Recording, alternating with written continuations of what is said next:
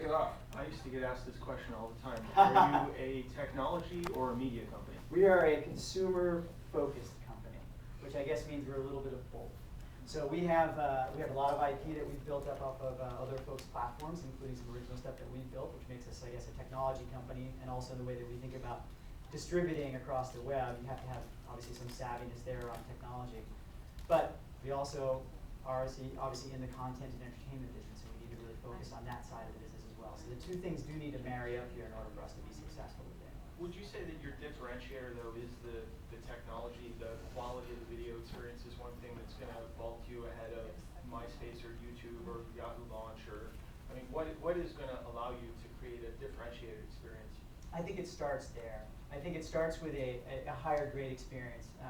Internally, we talk a lot about the fact that a Kia and a BMW are both cars. They get you to the same place, right? If you really want to drive either one, you can. A BMW's got a lot of great design. It's got great features around it that you're just not going to get in that other vehicle. And that's certainly the focus that we have as a company, is on that great design, great user interface, great customer experience. We think by doing that over time, that starts to differentiate us, which then creates lock-in around the community that we create. So, I guess I checked out the site last night. The player requires a download, right?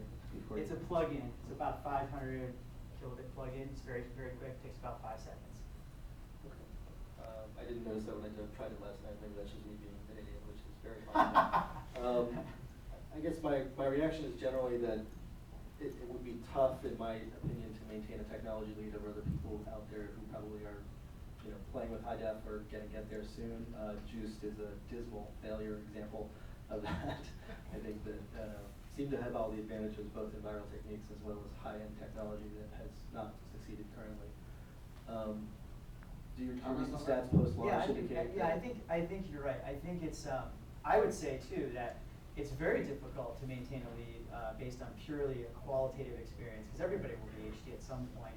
And it's also probably pretty difficult to even do it around specific types of content, because that seems to be proliferating as well. And the other example is YouTube, which had crappy UI. Crappy experience and everything on there for you, right? But what you can do over time, and what I think other companies have obviously shown, is that you can carve out a very profitable niche for yourself in a community that's very passionate about a product, that's looking for a better experience. What you see with a lot of other sites out there is, yes, they might offer one component of what we're offering, a high-def experience, let's say. No one else is actually doing that right now, but let's say they get there.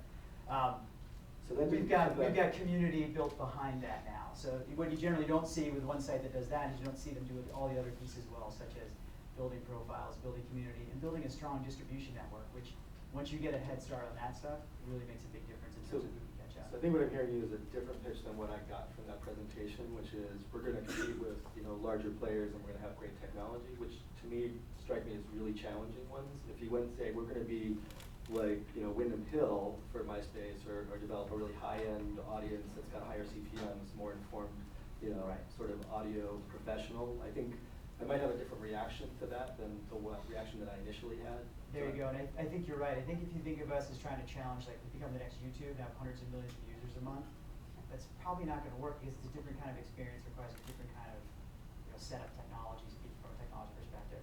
From our engagement perspective, we're definitely focused on the high end, and that means attracting a certain type of customer who's very passionate in this space. And when you think about the worldwide opportunity there are tens or hundreds of millions of those people, right? It's just a question of how you define the market. So, I mean, but my reaction would be that I might have a different reaction if you emphasized that more in the pitch. Maybe other people got that, and I just didn't. Right. No, I think it's very fair. Yeah, I mean, Jeff, the way they just explained that to me was actually more compelling than we have a better player, we're doing HD, we're not, I think that's wonderful in terms of the head start, right? But I think the vast majority Actually, I don't think it's wonderful in terms of the head start. I think it's a crashing opportunity to fail. Why is that? Why do you think it's a crashing opportunity to fail? I mean, based on the differential, like my initial reaction last night was I went to it required a download of a player, and I didn't check to see how big the player download was. My initial reaction was turn it off, went away. Interesting. And I wonder whether you might. So we do leverage other people's technology here too. So Move is as a partner of ours, and so we're using their 50 million installed user base too. So we're not starting from zero, which is correct. But I think if you'd said, hey, for me anyway, it would be like if I had great like Steely Dan, Asia, Sade, and other types of like things that are for me a very specific demographic that I think tends toward the high end. I'm I might say, okay, I will go for the download because that's content that's really Right. targeted to me. Fair point. I mean, No video games, Steely Dan, Sade. I told you, I played D&D for years as a kid. I don't play it because I want to get my job done. If I play World of Warcraft D&D, I get nothing fucking done. I So you recognize warned the yourself market. about being a podcast. It's a different choice. Chad. So, you know, the technology lead is good for some time being, but you're Of gonna course. have to wrap some things around that. Yeah. I think one of the things that you can emphasize is these deals that you have with the labels. I don't know all the particulars of it, but now you're talking about professional content. So That's right. that does a couple of things. One, it makes the consumer value proposition stronger, right? If there's any criticism of the YouTube, MySpace, there's just a lot of junk up there. Right. And so you filter this down to more professional content. And then that helps tremendously on the monetization part, because now you don't have to worry about trying to monetize UGC. This is all high quality content. So you have that equation, and you know that, if you look at what Hulu is doing, That's right. it's similar to what you're doing, and they're starting to get some real traction. They say, gee, they were a couple of years behind YouTube. Well, no, they went out and they got the proprietary content that people want to watch, wrapped it in a really nice user experience. So you could do that for music videos, and that seems like an interesting entry point. It's a very apt analogy to exactly what we talked about internally. Okay. What they're doing there, is it the same content you can find elsewhere? Of course. Right. Have they upgraded the user experience and overall made it more enjoyable? Absolutely. Yeah. Have they made it a safe haven for premium content and premium advertisers? Yeah. No question. Right. I mean, when the panel Right? comes on this afternoon, I've spent time with all of these guys. They're all going to talk about trying to do it, you know, to run their ads where there will be an endorsement and brand That's affinity it. and doing it in a safe environment, a well-lit Right. place, yada, yada, yada. And that's what you're providing. So even if your audience is smaller, you might be able to better monetize the inventory. I think that's it. And I think the other opportunity that I think is maybe not as obvious in here, because we don't emphasize as much at this point, is this is the beta product in the first entertainment vertical for us. Right. Everything you just saw that we built and that we're building could easily port it over to other vertical categories.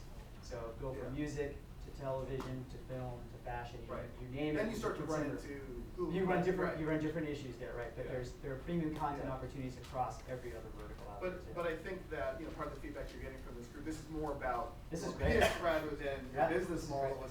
That might sell better, right? Perfect. When you're trying to extract a decent valuation and all that That's kind great. of stuff. So, Good. Great. Hey, thanks, Good job, John. Jeff. Thanks.